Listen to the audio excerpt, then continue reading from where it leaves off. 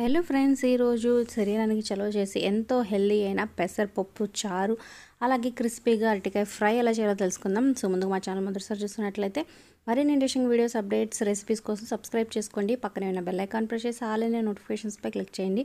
అలాగే ఒక లైక్ చేసి మా ఛానల్ని ఎంకరేజ్ చేయండి, మీ ఫ్రెండ్స్కి షేర్ చేయండి. సో నానబెట్టుకున్న పెసరపప్పుని కొంచెం ఉప్పు వేసి ఒక 3 విజిల్స్ రానివ్వండి. చక్కగా మెత్తగా అయిపోతుంది ఇలా పప్పు. దాని దగ్గరగా మ్యాష్ చేసేయండి. ఇప్పుడు దీనికి కావాల్సినట్టుగా ఉల్లిపాయ, ఒక టమాటో, అలాగే పచ్చిమిర్చి ఇవన్నీ కోసి పక్కన పెట్టుకోండి. అలాగే మీరు దీంట్లో ములక్కాయలు కానీ ఏమైనా వెజిటేబుల్స్ వేసుకోవాలనుకుంటే క్యారెట్ ఏ ఉంటే అవి కట్ చేసి పెట్టుకోండి.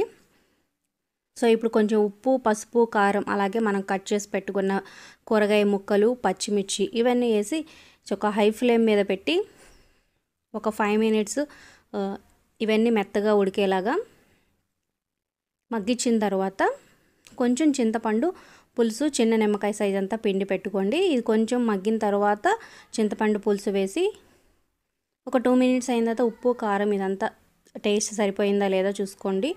అలాగే కల్లుప్పు అయితే బాగుంటుంది. కొంచెం చిన్న బెల్లం ముక్క వేసుకోండి, టేస్ట్ చాలా బాగుంటుంది అనమాట. సో ఇప్పుడు కాగుతున్నప్పుడు అవి మరో ప్యాన్లో పోపు వేసుకోండి. ఆవాలు, జీలకర్ర, మినపప్పు, ఎండుమిర్చి, అలాగే 4-5 వెల్లుల్లి రెబ్బలు, కరివేపాకు, కొత్తిమీర ఉంటే కొత్తిమీర ఇవన్నీ వేసుకొని మంచి స్మెల్ వచ్చినాక ఈ పప్పుచారులో వేసి కొంచెం ధనియా పౌడరు, మీకు కావాలంటే కారం యాడ్ చేసుకొని ఒక 2 మినిట్స్ బాగా మరిగించి మూత పెట్టి వదిలేసానంటే టేస్ట్ సూపర్గా ఉంటుంది.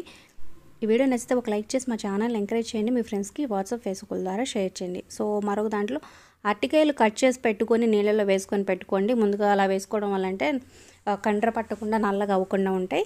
ఇక ప్యాన్లో కొంచెం పోపు వేసుకొని దాంట్లో ఉల్లిపాయ, పచ్చిమిర్చి, కరివేపాకు, 4-5 వెల్లుల్లి రెబ్బలు ఇవన్నీ వేసి మంచిగా వేగిన తర్వాత అప్పుడు ఉల్లిపాయలు కూడా లైట్గా వేగనిచ్చి ఈ అరటికాయ ముక్కల్ని మంచిగా ఫ్రై అవనివ్వండి. అప్పుడే సాల్ట్ వెంటనే వేయొద్దు.